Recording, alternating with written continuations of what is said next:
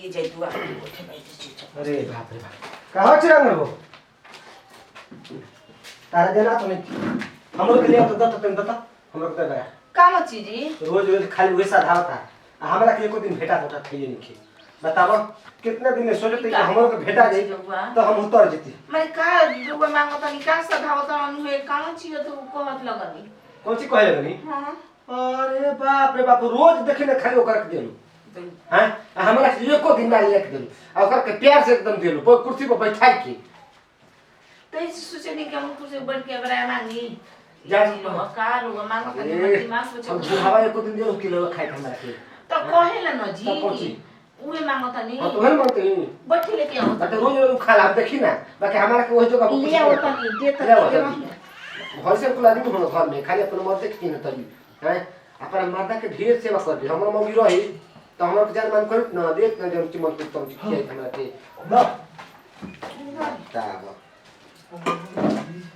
इतना दिन से रखले बड़ू एक दिन के तो थैले नहीं खूब मैं अपन घर में ओकर खाली दे लू वैसा दावे हां वो हमर भैया से कर चोकर चो तो तुम न लिया के बुना खियावतिया कितना नहीं लगता और कैसे कुर्सी पे सामने बैठल की ना हां हमें कहा इतना कमजोर थोड़े हमारा किचो चो खत्म हमरा के धोखा देती देखी कौन चीज खाए के रहला तो कौन चीज अपनेला सही बताओ तार दिन तू थे तो बच्चा बोझ रे कुर्सी पर होय देखो देखी कि हेता नहीं अपन दूर भावा हम तो भवा न करो हां सुनी भसुआ का पहले परंपरा ना लेके पहले रहे आदमी अब तो जने खाटी पर ना बैठे के चाहिए जनता कोई कहिए के मिलला ही नहीं कियो जान तो इतिहास है शहर ना हो कि चलो भवा भसुर के कपार पर चढ़ के बैठे समझ गई ना देखी जाना तो और लोटना पुटना बाइस न ओकर भसुरा भवैया मोय जाना तू एक एक खाने में बैठे सारा खाई दे दूंगा जी अबे ले मार लोटना पुटना के लिए याद करते तब पानी नहीं है गिलास अरे बाबू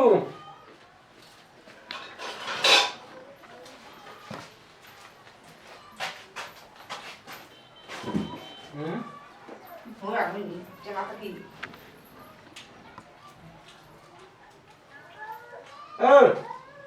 का भाई अरे यार पांच दे बे तू तो खाना में दे जो अरे मोटर कर भाई जो करत रहनु होबे और मेरा संगे का कर बहुत बढ़िया काम करत रहो मैं हम तार देख लेबे ना तार ये सब ना दलाली में चल ली दलाली में चल दलाली का सटिया के बताओ बतियाओ इन कर ले एक भाई में ढूंढा चूरा खा लो ना फूल लटको जे बानी जी जाना तो कि जिसे एकदम रहो कुंडल का मुंह लटका ले बनी रहो का हो गइल बैठे का हो गइल बा हां तू भैया संग हे जबल के का करत ले तो मोइनो टंकी हम अभी देखनी हो हमर भैया से तोरा चक्कर बा हम ना जानत नहीं आ जब जान गुनी के चक्कर बा ना चक्कर तोरा चक्कर हम ना रहो तू भैया के चक्कर रही है अब भैया तोरा में चक्कर नहीं हो कहत है ना क्या पुरान के जमाना के मेहरा नहीं ना का जमाना हां तो नहीं का जमाने तो भैया के ऊपर चढ़ जो जाके जो मगर खराब पकाए एकदम हां हां मांगता नहीं तिलवा और कहते नहीं कि जंद्रो हम दे तो सुनले है भैया कहत कि लो ना आवे कहीं में खाई जाओ बिना कांटेक्ट के आ कोई भसुर के सामने भवा हेतर बैठी कैसे हेतर टंगलिया कर के बैठ रही हम कर ले खेल लाज लागत का कर दियो ढेर मैंने तोरा उखी बिकी धइले बा चल तोर हम पूरा कर देते उखी बिकी चल भैया तू ले चले जाओ जा उखी बिकी धइले बा ना ऊपर हमरा पेट के भर तू काहे ऐसे करत तारी बोल कोई जनाता कि दोनों भाई भाई ये कही अतु के बोलन कि हमरा के ले बैठी जो चलू जाना ही हम चाहे कि अखसिया से चिल्ला लगता नहीं आई अंडर तो कहता नहीं कि हमरा के रोज देता वो करा के चल पूरा कर देता नहीं तोर चल हम घर बाका में एकदम गोबर खड़ा गेल बाका का तो का हो तिलवा मांगत नहीं तो देनी ही तो कनी फोड़ दिका त ना तू अपन बात के लगे कि नहीं कुछ शंका में मरी ना तनी कम ते शंका कुर्सी पर बैठ के वो बैठल ना तू बैठल ली तका बैठी पलंग पर बैठ जाई कुछ ना भइल ह का भइल सच कुछ ना भइल तनी अपन क्रिया खा के कौन कौन कैसे प्यार राव क्रिया का कहता है ना ना नहीं कोई झूठ बोलता रे कान पकड़ के अपन कौन कान हां देखी कान पकड़ता नहीं उनका कौन देखी हमार राव। मत पकड़ झूठ बोलती त हम ना कान अरे खा अपन पे रोलो देनी अपन देनी हट दूर रह तू खाली देखो हम त सुंदर बारी एक नंबर के तू सुंदर बारी सुंदर बानी का बारी सुंदर बानी पेट में के भरत तो कहेला कि 24 घंटा हमरे तो रह ना घरे में पेट घुटे में के भरत हमरा जाके 24 घंटा प्यार जाके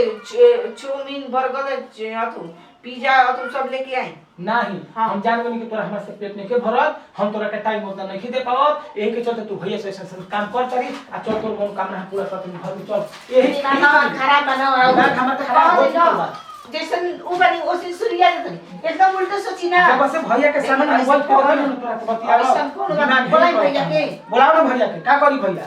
बुलाओ भैया तनी सुनी त ये बनाओ दूध पानी आगे झूठ निकली तो याद हम नहीं का हो का ई बताई